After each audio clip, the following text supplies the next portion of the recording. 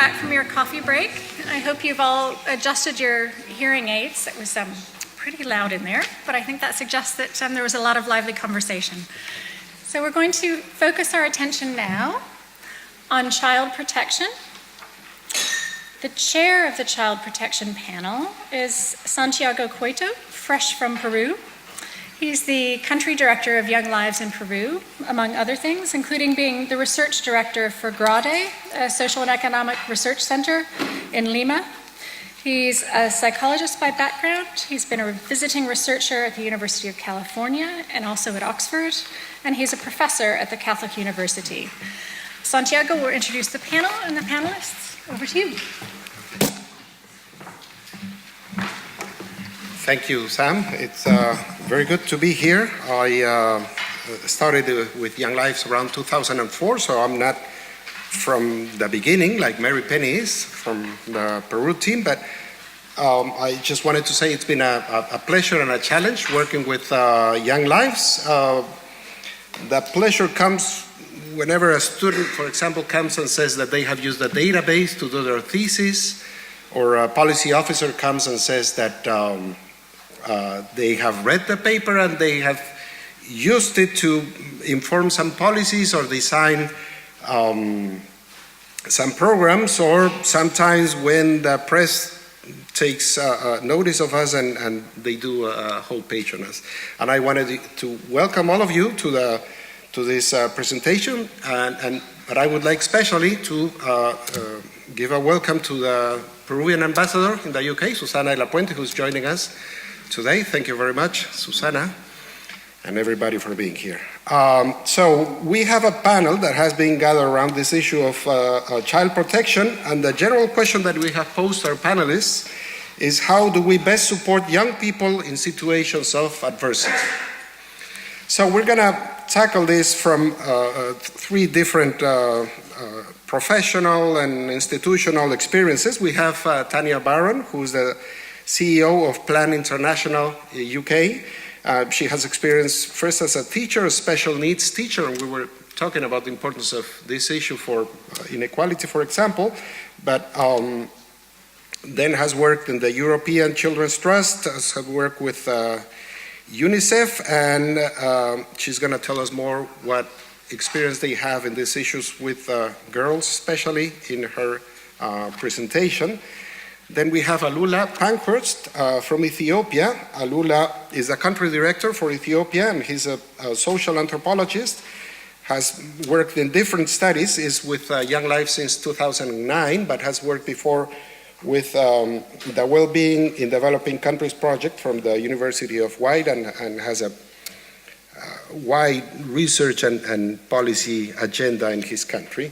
And finally, Cornelius Williams from UNICEF. He's a native of Sierra Leone. He's the Associate Director and Global Chief of Child Protection for UNICEF in New York, and has ample experience in trying to bridge this gap between research and evidence and policy making and decision making, especially in Eastern and Southern Africa. So we're going to have 10 minutes for each of you. They have a PowerPoint presentation, and then we can turn it over and collect a few comments and suggestions, reflections from the audience. Okay? So we're going to start with Cornelius. Thank you.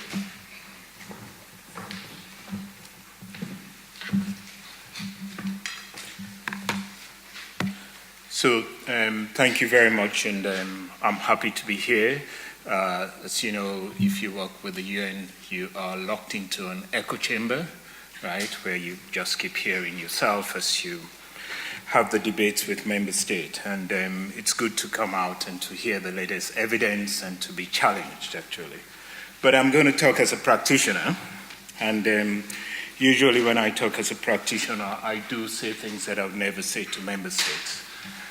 These are the SDGs, right? And just to remind you, there are three that all have child protection, strong child protection targets and indicators, and then we have the others that we contribute to. That's just a reminder. But let's look at the four challenges we have, okay? We need comparable data to measure the SDGs. Comparable data from different countries. And so I have spent my time, I've seen fantastic data being collected by different institutions, a lot of investment, but the data cannot be compared, right? So if you look closely, you will notice that actually most of the controversial data, like on sexual violence, in 10 years moved from 13 to 40. So by the 2030, where would we be?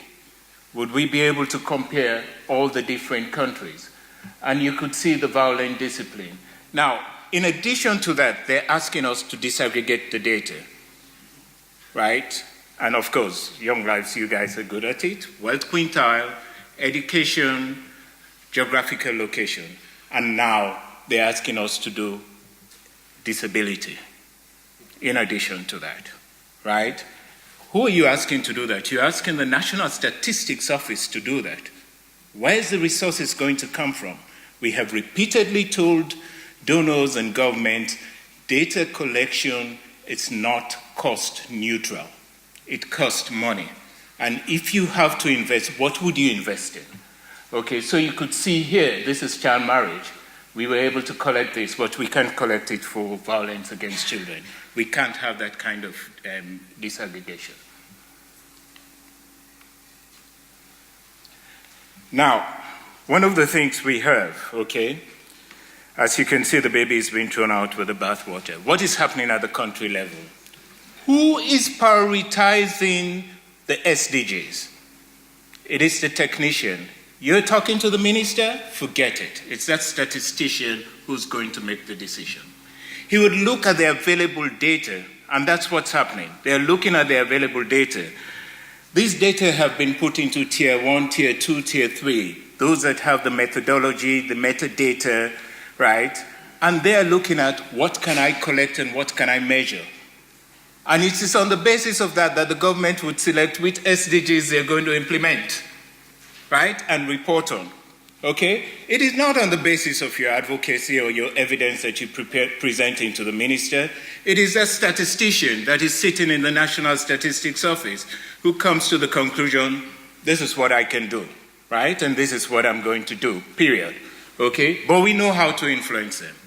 You can influence them by their peers who understand the data, who understands the challenges, and who understands the issues of the methodology and the investment. And we have to be careful because for the SDG, it has to be owned by the governments themselves, the data, and that is generated. Now, a lot of work has been done in the last 5 years. I think child protection got to a point where we recognize that we have to professionalize our work. And so for us in UNICEF, first we came up with 6 strategies. We struggled to come up with 6 strategies that is based on evidence. We searched all the evidence, the quality, and there was tension. What is the gold standard? Is it a randomized trial? What is the gold standard and evaluation? Tension, you can't use gray materials, right? But we came up with 6 strategies. It was our communication colleagues who pushed us and says, what is your policy ask and what are the interventions that can work? They didn't want to run a campaign based on just the usual, and we came up with it. Then we did a violence against children evaluation that told us what we already knew. That we were not good on the social norms, that system strengthening was a theory that we have never proved, okay? They told us everything that we knew, right? We are bad in measurement. I mean, we cannot measure what we're saying, everything that we knew, right? Of course, as in the UN, you come up with a management plan. So the first thing we did was to do a theory of change. And from the theory of change, actually, we have moved forward. Then we have a strategic plan and a communications plan. And we are now providing support to government, which I'll talk about, because how do you turn data that is negative? There is a country where you can show that a quarter of the children would be sexually abused before they're 18. That a significant number of those children are boys. And it's same-sex. And it's a homophobic country. How do you present that and get that minister to turn it into a national action plan that he's proud about? It takes a lot of negotiation. That's what we're talking about. How do you, it's not only to generate the evidence, how do you sit in that room drinking coffee after coffee to get that minister to buy? Or as one of my colleagues said, he used to recite Shakespeare with the minister. Then we go to the national surveys, actually, with CDC, came up with a national survey. Lots of tension, questionnaire, methodology, ethical issues. If you find a child who has been sexually abused or has been harmed, what do you do with that child, right? How do you address the needs of that child? So we had to set up a system. If we can do this to run a survey with CDC in Zimbabwe, at the time when Zimbabwe was using sexual violence as a weapon against its opponent, then we can do it anywhere. And the government owned the data, National Statistics Office. The SDG, bringing the alliance together, pushing for it, actually building a coalition, child focus agencies came together and did a fantastic advocacy to get us into the SDGs. Inspire, the 7 strategies, evidence-based, okay? I mean, those of us who've worked with WHO, I don't know if my WHO colleagues are here, you have to have the gold standards. Again, the fight. Grey literature? No, right? It has to be RTC. And then it got to a point where they had to back down, right? And allow us some evaluations and some proven strategy. Then the Inspire technical package. We have moved to how to implement the strategy, and also we've learned a lesson. We have an indicator framework that we're going to share to collect the indicator. This is one of my best, okay, right, in terms of child protection and violence. We now, from the CDC studies and with all of the other partners, we now know the disclosure. As you can see, for Kenya, it's 36, percent, Tanzania, 52 for girls. But who are seeking services? There's an ethical issue here. We know they are harmed, but they are not seeking services. They would not seek services where the quality of the service is low and there is no access. And the important thing, remember the postcode. We talk about geographical disparity, remember the postcode.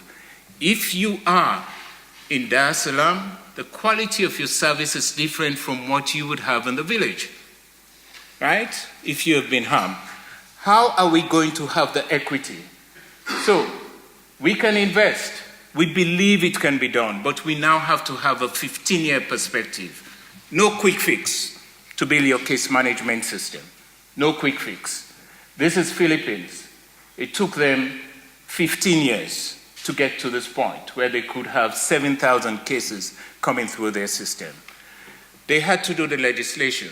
We're usually told you're wasting your time with the legislation. If you touch a child as a social worker, or forget about the social worker, volunteer, whoever you are, you have to have a legal framework around it. You have to have some regulations, right? We should not romanticize the volunteers. You have to be able to have a supervisor, a quality control. And by the time they finished putting all that in place, then it started shooting up. Then people could use the services. They had confidence in the service. Now, my last slide, the debate. Do we have evidence of the effective and efficient solutions? Those of you who've walked into the Ministry of Finance, is it recurrent expenditure or is it capital? Our colleagues in ECD have managed to convince ministers of finance it's capital. It's an investment. They still look at child protection as a recurrent expenditure. 2, what is their return on their investment in terms of actually efficient and effective solution? Can we really say, if you put this in, you would get this out? This is the most efficient way for you to address this issue. Global results and consensus. We still have the debate. A formal system versus a non-formal system, right? Okay, a state system versus a community system. I mean, where should we invest the money? We still don't have consensus, right? We have the 7 strategies from Inspire, which I mentioned.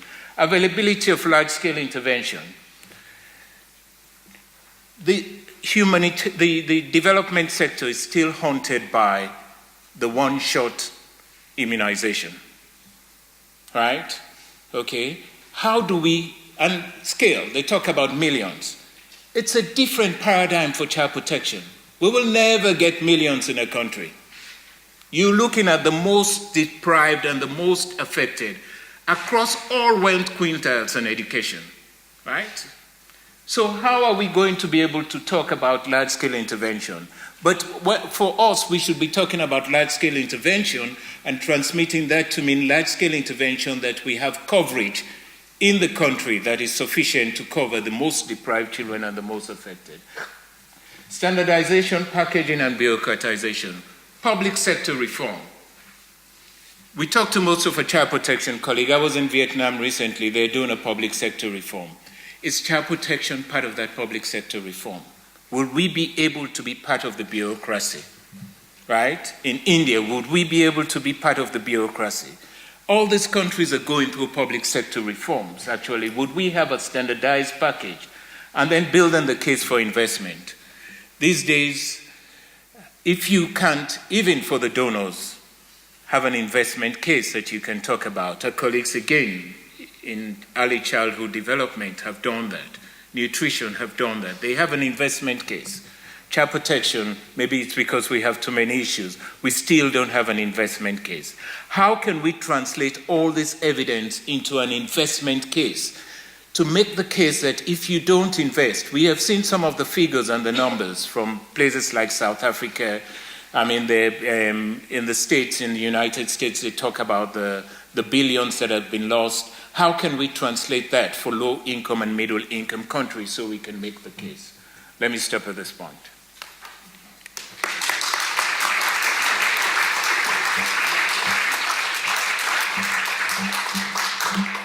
Thank you, Cornelius. So the need for evidence is there, and it's going to help us make this investment case you were referring to.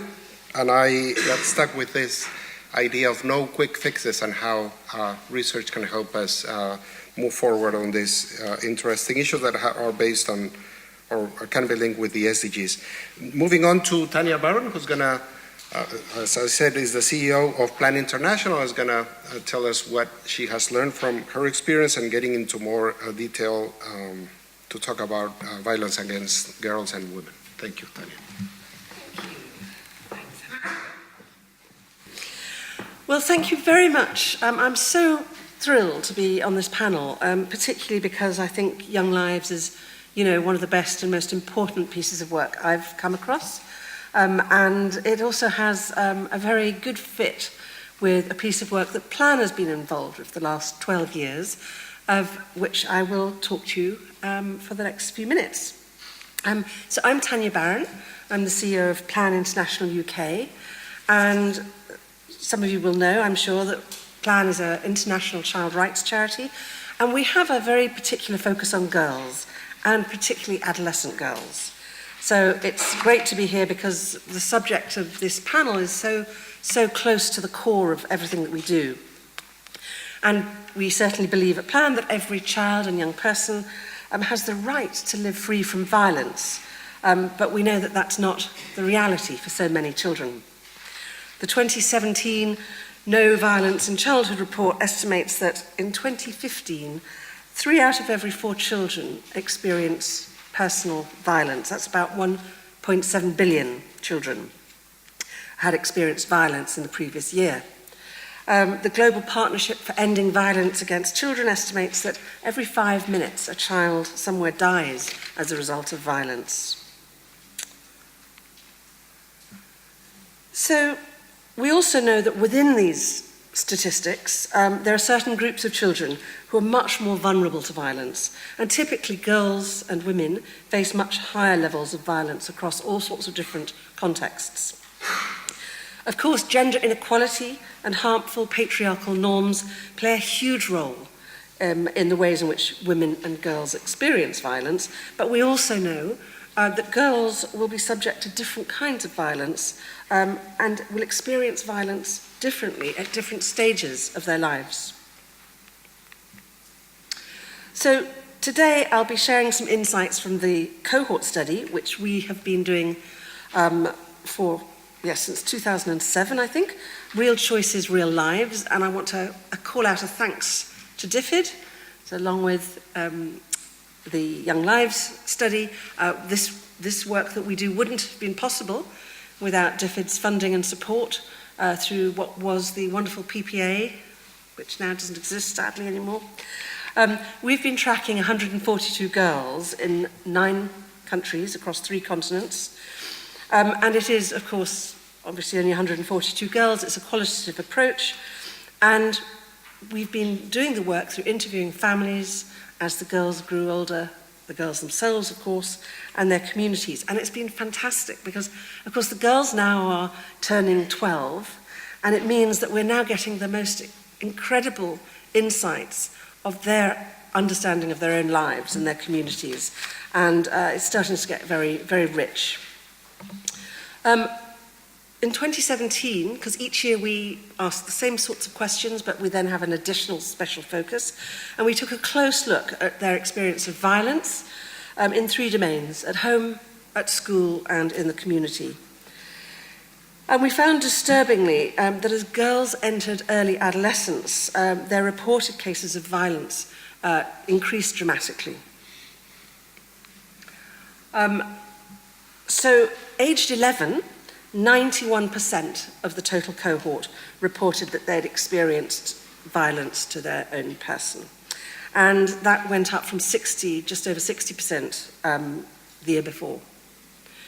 A 31% increase in 1 year. And of course, we know from what we've learned from the girls, as well as the wider literature, that early adolescence is a really critical time in girls' lives. And I thought the early panellist you made the same sort of points, and it's so important. They have increased mobility and increased visibility. They move to other towns, other locations. They are increasingly staying outside their immediate family network. They're running errands further from home, walking further to get to school. Their social networks are expanding. Then this is clearly leading to an increased risk of violence, and importantly, for reasons I will go into in a minute, an increased perception of risk of violence as they gain independence. So in our study, by now, many of the girls are approaching puberty. Some have started menstruating. And what we're seeing is a really big increase in violence, underpinned by the fact that the girls are increasingly seen as sexualized. By 2017, the number of cases of violence experienced in the community has tripled compared to the previous year. 51 cases reported compared to 17 in 2016. And the girls are reporting, across the whole spectrum, from groping, name-calling, issues relating, and actual rape being reported. And usually by the girls describe these as older men. Now, one of the additional problems is, if that wasn't bad enough, is that the girls' families respond to these instances by limiting the space available for the girls. A dramatic decrease in their access to public space. And one of the quotes from a teenage girl in Brazil, as she said, the girls face more risks in the street, and they're all concerned by the age of 11 with rape. We also see that girls' experience of violence at home are increasing as they enter adolescence. Violent discipline increasingly being used to punish girls for being badly behaved, and particularly, the girls report to us, if they go against their gender roles. The girls also reported being punished if they moved too far from their household, and again, and this is a really increasingly complex problem to solve. Families are often actually feel they are protecting their girls by getting them married early, by restricting their freedom of movement, and the whole thing turns into a really vicious cycle for the girls. Also, girls stopped being allowed to play with boys at home, and there was a statement from Gastine, aged 10, in Togo, saying, if mum sees me having fun or playing with the boys, she beats me, and says, have you ever seen girls playing with boys? And the trend of limiting play with boys was something that was also clearly being linked to how the girls were viewed as sexualized once they entered adolescence. And there were associated risks, the family believes, including to family honor of engaging with boys.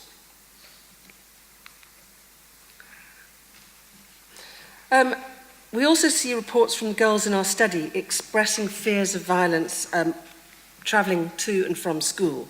A particularly dangerous activity, walking to school, which is shocking, really. Actually, we found that's also true in the UK. We do work in the UK now, and actually the journey to and from school is one of the most dangerous parts of a girl's day, which is terrible. So this is very concerning, because also danger in school. You know, school is the place where they spend a great deal of their time, the majority of their time, and not at home. And, you know, schools should have an important role in protecting children from violence, but we know that millions of children globally are exposed to violence in and around school. And the girls told us that this violence is from their peers as well as from teachers. And that's something we find quite difficult to talk about and to handle. In 2017, we saw that cases of peer violence were more frequently reported, actually, than violence from teachers, which we weren't expecting, actually. That came as a surprise. 65 cases of peer violence and 12 cases of teacher violence. And those experiences were very much affected by age and gender. Boys were violent towards girls, and older girls were violent towards younger girls. But the majority were male against female. So at school, girls increasingly separate themselves from the boys, and families respond by telling them not to play with or be friends with boys. It's a really bad cycle. So Togo is only 7 and says that I prefer staying at home, helping my mother to going to school, because the teacher beats me and makes me sick. So that's Togo's had a bad experience of school. So what are we doing? How are we responding? The good thing is, and Santiago and I were talking about this earlier, one of the reasons I joined Plan and left academia is because I wanted to see how to make changes. I wanted to know what works, what's possible. And we know that we have to have a comprehensive approach to child protection systems if any of this is going to stop. And we have to work at all levels, across governments, through national strategies, but also with community-based mechanisms. And what we must really do is work to transform the gender inequalities and norms that underlie all of this violence. And I just wanted to give you 2 quick examples of things we're doing, because they're both very different, but they've both had a fantastically good evidenced impact. So one of them is a program we call Champions of Change, and it's all about gender equality and girls' rights. But mostly, in fact, it works with young boys, young men. We work in South America with this program quite a lot, and it's been probably the most successful way of changing young people's behaviour to each other than anything else that I've ever seen. We actually work with Chelsea Football Club, taking over footballers, because we're trying to get to talk to young boys who are in street gangs, and their role models are the people they listen to. And really that program is all about helping young boys understand how to be different kinds of men. And the change is dramatic for them. The kind of accidents, gun crime, knife crime, drugs and so on, they were leading very dangerous lives for themselves, and that's had a fantastic improvement. But we were really interested also in the fact that their lives were very violent towards their girlfriends, rape completely normal and commonplace, extraordinarily machismo attitudes towards girls. So that has changed again, dramatically, with the numbers of girls falling pregnant who didn't want to be has dropped, and they report that their attitudes from the boys has wonderfully changed. Another way we found that we can really help girls to make change for themselves, as we've introduced in Sierra Leone, a scorecard approach, so that the girls were finding that even when they'd been through programs of empowerment and so on, it was very difficult just through talking to teachers and talking to the community to make a difference. The scorecard method made it all seem very, it was formalized, and they worked with their teachers and with other peers at school to then, evidence what was going wrong, what their experience of school was like, and that's actually provided what feels like a very objective and non-judgmental way to discuss the difficulties they're having with gender-based violence at school. And the girls describe these activities as absolutely crucial to their feeling of well-being, and it's dramatically changed their lives. So, to close, just a few key learnings from our experience then. We do know that it's absolutely vital to start early, start young. Early prevention is integral to reducing violence against children. We need to recognise that violence is experienced in different ways across the life cycle, and ensure programmes are responsive to this. Adolescent girls really struggle because so many programmes are either for children or they're for women, and actually that adolescent stage of life has its own particular needs and approaches. And as I said earlier, we must work at all levels, from individuals to communities to families to local government to national government. And I would say the biggest thing of all that we know is that we must listen to children and young people, because, unsurprisingly, they are the experts in their own lives. And that's what we learn from our young people in our cohort study. So thanks very much, and if anybody wants a copy of this cohort study, please come and see me. Thanks very much.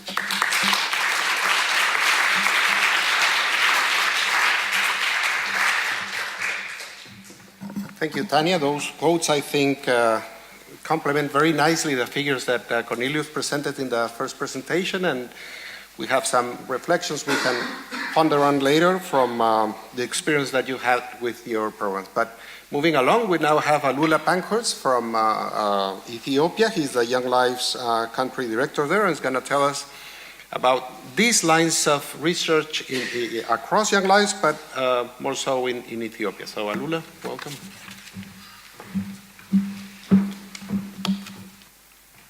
So both Cornelius and Tanya talked about social norms, patriarchal values, the need to listen to children and young people, and in a sense that's what I want to talk about today. The social norms issue, social change, using the examples of female genital mutilation and child early and forced marriage, talking about some range of interventions and what works to promote change. So there is a tendency to think of social norms as unchanging and not to relate them to the wider context of legislation, policies, services, infrastructure, and economic factors. And the Young Lives evidence shows very clearly that all these lead to tremendous change in values and norms and the underlying attitudes. Looking at these two cases of FGMC and child marriage, you can see that child marriage is very much a southern phenomenon and FGMC largely an African phenomenon. But when we looked at age 19, as Renu said earlier, we came across some surprises. So in India, at age 19, already over a third of the girls were married, and this is the girls, so when we look at the boys, very few were married. But the biggest surprise was everybody expected Ethiopia to be much higher up and to find it the lowest of the four countries was very strange. And so this is a puzzle which I'll be talking about now. And when we look at birth giving, Peru being even higher was another interesting aspect to it. So, looking at these two questions and the overlap, two issues, FGMC, banned in the middle of Africa, child marriage, much more including the Central and Eastern Southern Africa. Coming more specifically to Ethiopia, very large overlap between the two practices, with the north and the east being the areas where it was most prevalent, both the median age of marriage and the extent of circumcision. But considerable change. Looking at the demographic and health services, the child marriage median age had already gone above 18 for urban children and in the southern region, and the latest DHS figures also confirmed that. Changes in circumcision also halved in a 10-year period overall, with very large regional differences. So why are the practices changing? Clearly, government policy and practice and the support from international organizations, donor projects, the NGO and media has been very important, but also broader modernization forces, particularly education, and then for older girls, employment, migration, and underlying that, changes in the value systems with a more open economy and value changes. And yet, there still is very high prevalences, far too high, and the logics and rationales for the practices have not been totally undermined. And legal enforcement does lead, Young Lives evidence shows, to unintended harmful consequences. And the big question is, when you find girls themselves arguing for practices which international norms are against, what do you do about that? Particularly the older group that are sexually active, with limited access to the services that would enable them to protect themselves. So what are these customary logics? In terms of child marriage, Tanya alluded to it, the ideas that of ensuring customary protection, ensuring the protection of girls from risks of abduction and rape, sex before marriage and leading to family reputation and honor being questioned, and a sense of parents wanting to protect their daughters by arranging suitable marriages. For female circumcision, seen as being related to purity and protecting virginity, in some societies it's equated with male circumcision and happens at birth, whereas in others it's at puberty and seen as a prerequisite for marriage. But underlying these, as the previous speakers talked, patriarchal values of controlling young women's sexuality and fertility. Now, Renu wanted to give you some quotes. I've managed to squeeze the presentation to give you two. So, for the FGMC, a mother talking, in July 2008, I organized the circumcision of my other daughter who's 14. It was done at her request after she witnessed a girl insulting another who was not circumcised. My daughter came home and asked me to organize her circumcision. She told me she does not want to be insulted in the same way. I'll skip.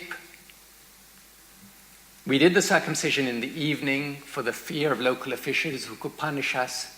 Despite being prohibited by the local officials, everybody circumcised their daughter. And then on child marriage, a 15-year-old girl. I got married last January, age 15. My husband's my neighbor. I was willing to marry. Nobody forced me. I'm happy with my marriage because it was arranged by my mother. It also relieved me of the heavy wage labor. Before, I had no plan of marrying early. But when I stopped school and was engaged in a very tiresome job, I wanted to marry and take the rest. And I skip.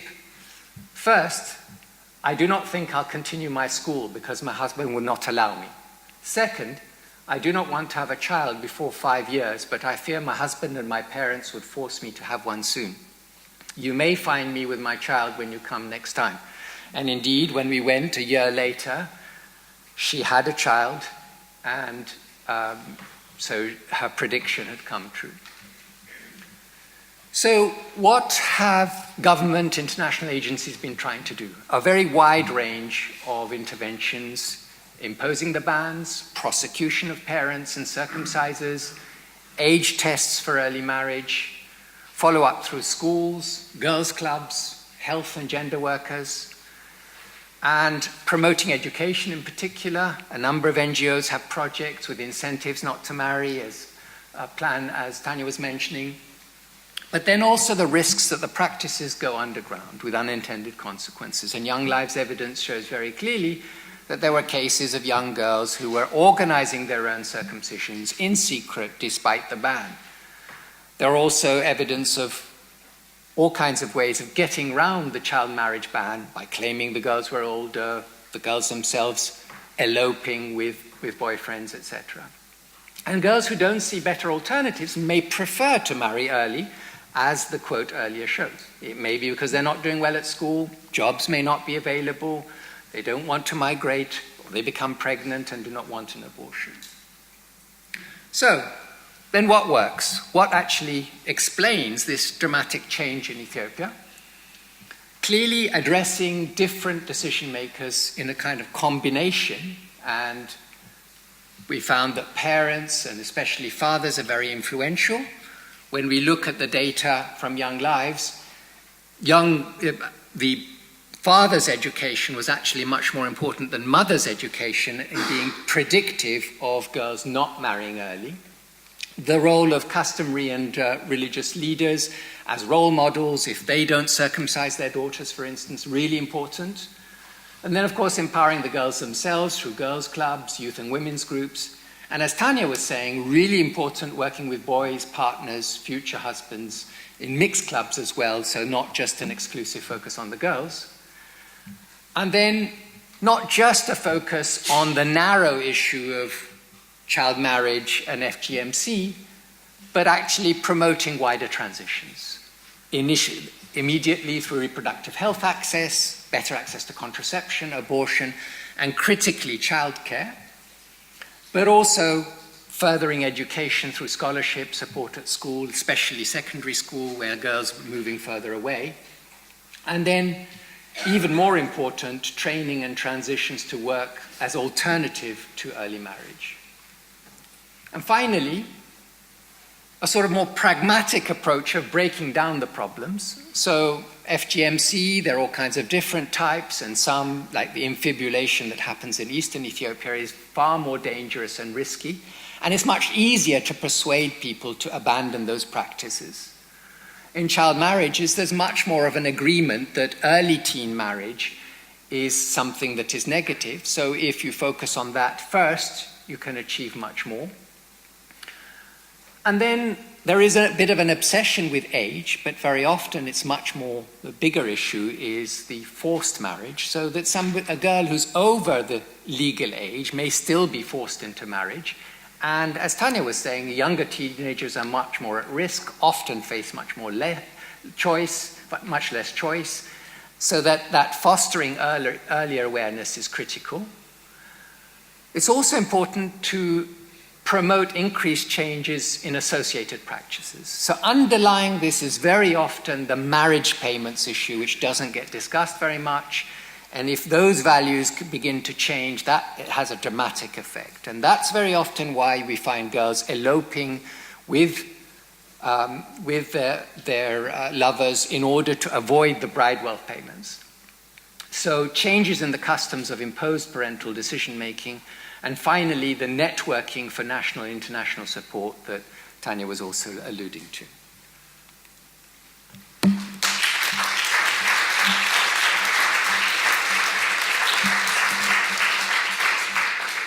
Thank you.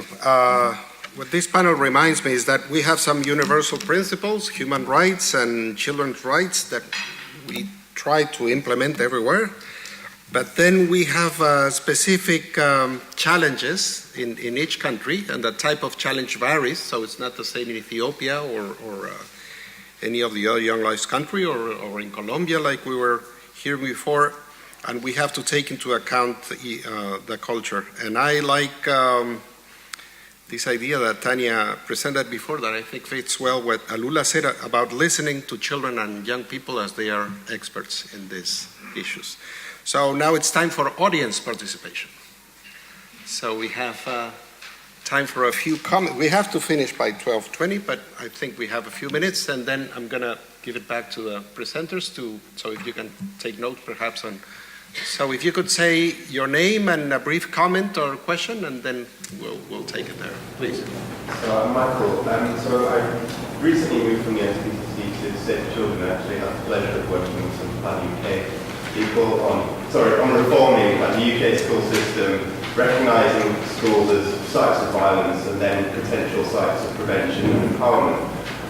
And I'm sort of still in education, still working on access and quality, and I'm wondering what's the kind of evidence base for dropout for girls because of the violence they experience in schools, and whether we should be taking that learning and that evidence from the UK context, the wider context, or whether it's already out there. Thank you. Perhaps a couple more? Somebody? Yes, please. One, two. Hi, I'm Zaza Curran from DFID. I just wanted to pick up on a point that Alula talks about a pragmatic focus and what you feel are the risks of that approach in terms of perhaps advocating for a less severe form of cutting or a different type of marriage. I feel a little uneasy with that. So. Thank you.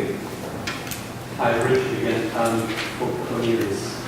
It's been a great presentation. I was just wondering if you might want to say something about the state of play on the collection of data around children with disabilities.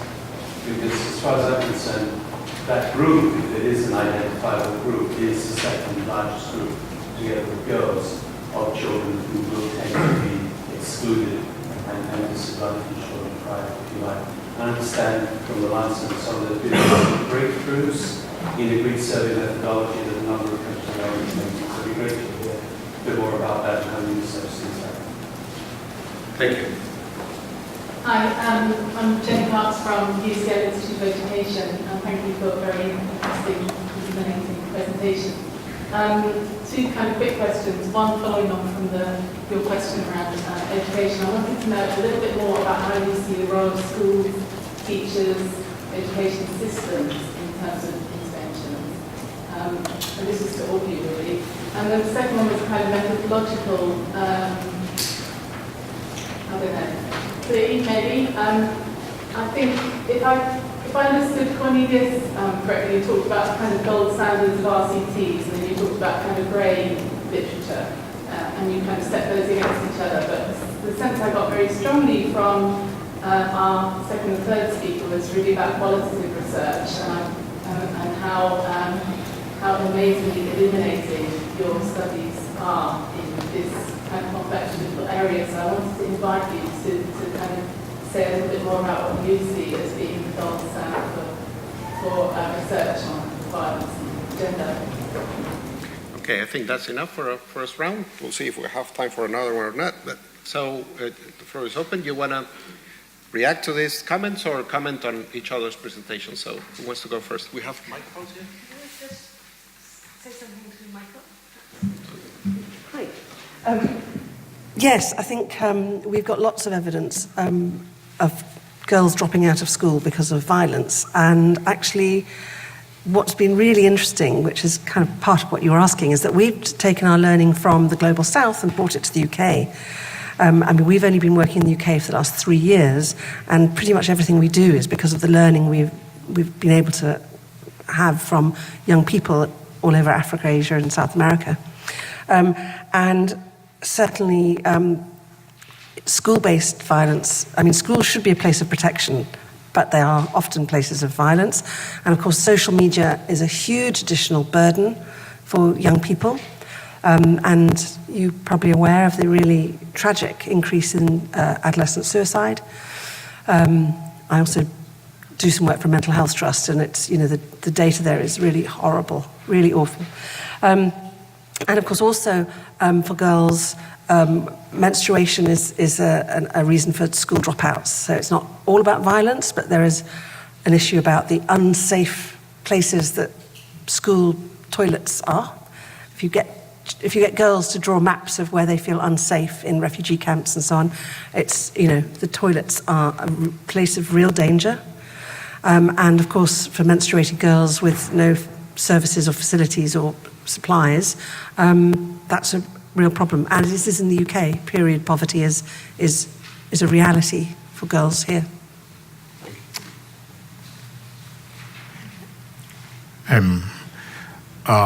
In terms of the issue of grey literature and qualitative studies, actually, yes, we did include it. What we were trying to do was to have an evidence-driven strategy and intervention, and to have consensus around these were evidence-driven strategies. And so the fourth attempt was this challenge of, well, it has to be proven by randomized trial controls, right? That was a debate. And whether we could include qualitative research, data from young lives, longitudinal data, other data, can we use evaluations? Okay, so there was a big debate on what we can use. I mean, no violence, can we use the data they collected? So there was a big debate. What standard would you use if you have to say this is an evidence-driven strategy? That was a debate, right? The issue of schools, I think you've addressed it, and this morning Andrew also pointed it out. There's a push for significant investment to address safeguarding in schools and violence in schools against girls. It's becoming a major issue now on children.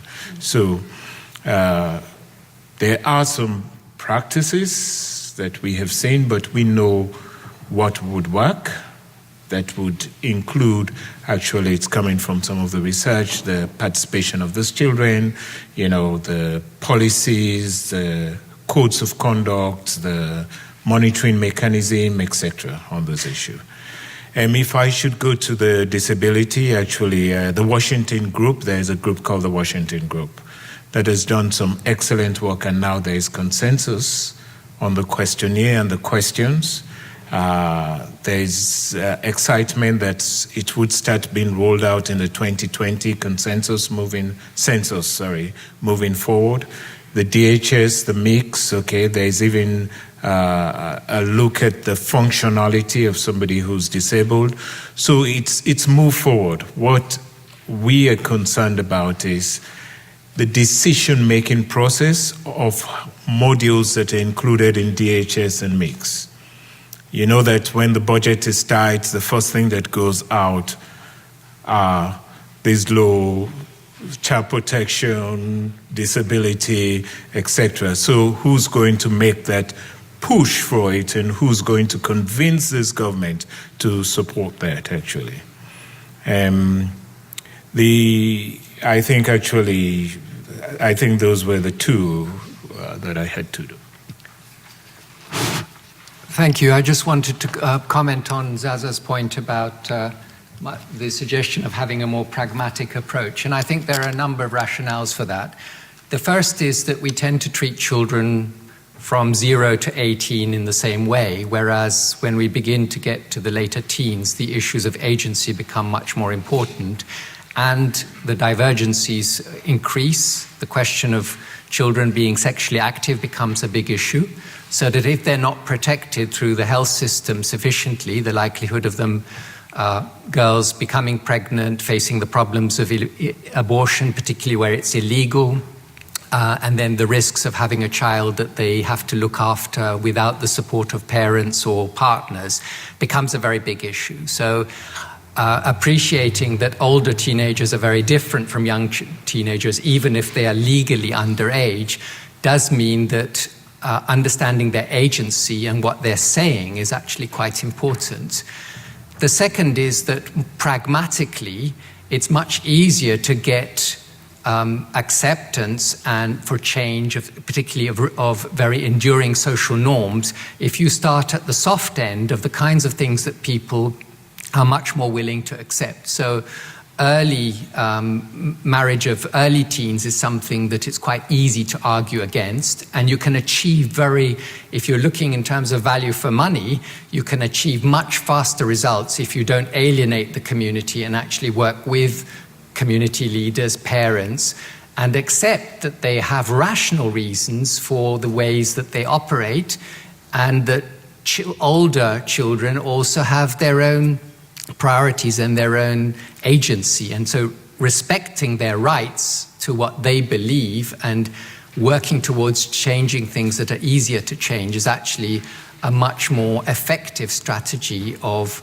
bringing about change, which needs to happen from people accepting what the international norms are seeking to do. Coming to Jenny's point about the quantitative and the qualitative, I think here the ideal is where you get sort of evidence across the two. So when Young Lives found out in Ethiopia, not in India, that it was the fathers that were actually much more important in delaying child marriage, and there was an assumption that mothers might be more important. If you can do more focus on the fathers, that can actually shift things faster. So where you're able to cross-check and where the qualitative evidence can begin to tell you why people persist in behaving ways that from an outside seem to be irrational, that can provide insights about how to bring about change in ways that people feel comfortable with. Thank you all. When I see these figures and I hear these quotes, I'm reminded of this Queen song that says, "I want it all and I want it now." Although it seems very difficult from the size of the challenges and the suggestions for having more comprehensive approaches. So I'm going to thank the panel, I'm going to thank all of you, and I'm going to say that we should continue the dialogue during lunch and of course for weeks and years to come. Thank you very much.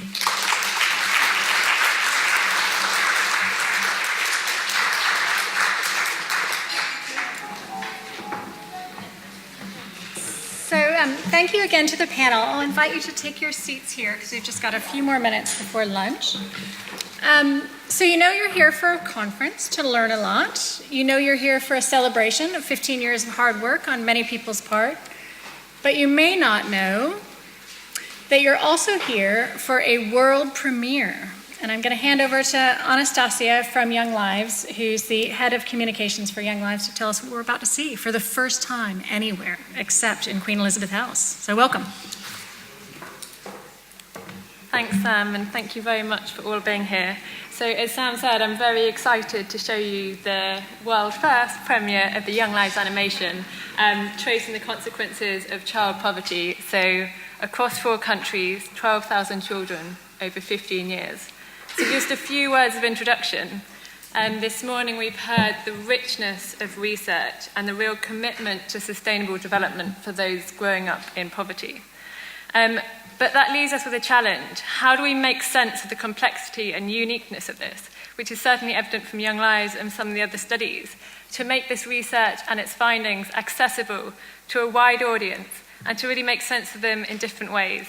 The challenge always is an essential one, but a difficult one, of how to bridge from research to policy to practice. Now, many of our practice partners are in the room today, but I guess what I think is crucial, and I have to say this because it's my job, is the bridge from research to policy, and so communications engagement. We've heard that Young Lives have 800 publications, overinflation, 800 publications, but we also have a whole range of different products that try and do this bridging. We have data visualizations, infographics, and much more. And this animation, we hope, is one way of trying to make this research, this crucial research, reach a wide audience. So, yeah, I'll let it speak for itself. Young Lives is a collaborative study of the Millennium Generation. Its design and scale is unique, following the same 12,000 children growing up in 4 countries to identify what can be done to lift children out of poverty. What did we find? Since the beginning of the millennium, Young Lives countries have seen their economies grow. Households are better off and have greater access to services. All the same, inequality is becoming entrenched and some children have been left behind. The impacts of growing up poor are clear. The poorest children experience intersecting disadvantages, including their rural location, ethnicity, and household poverty. Their first years of life are critical. Weak basic services, food insecurity, and household poverty all undermine healthy development, and low maternal education and well-being also matter. Undernourished children arrive at school the least prepared and able to learn, and the poorest have the least access to early learning programs, despite standing to gain the most. Investments in quality and equitable preschool systems pay off for both children and society. Early childhood is foundational, but it's not the only life phase that matters. Some children whose growth was stunted in early life show normal growth later, linked with improved learning. Worryingly, other children have faltered. Services such as school feeding offer a crucial opportunity to sustain children's development. More children are going to school than ever before, with gender parity in enrollment a major achievement. Girls are often staying in school longer than boys, but access doesn't equal learning, which is undermined by harsh disciplinary practices and quality shortcomings. The poorest children generally experience the weakest schooling and face the greatest pressure to juggle education with work. Important measures include making schools safer, prioritizing quality schooling, irrespective of a child's gender or background, and helping relieve competing demands so children can meet their hopes for education. Adolescence is a second window of opportunity, but also a time of great responsibility and risk. Children's economic contributions accelerate during adolescence, even while they strive to remain in school. Gender disparities grow as young people and their families start making choices around intimate relationships, parenthood, and work.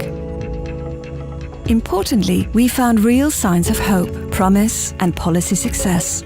There is important value added in Vietnamese schools, and staying in school protects girls from young marriage. There is also real hope in physical recovery after the earliest years. But to continue to transform lives, access to training, livelihoods, and decent jobs is essential. Young people must be at the heart of inclusive policies to create healthier, more productive, and just societies, and to break the intergenerational transmission of poverty. We're excited to see where they go next.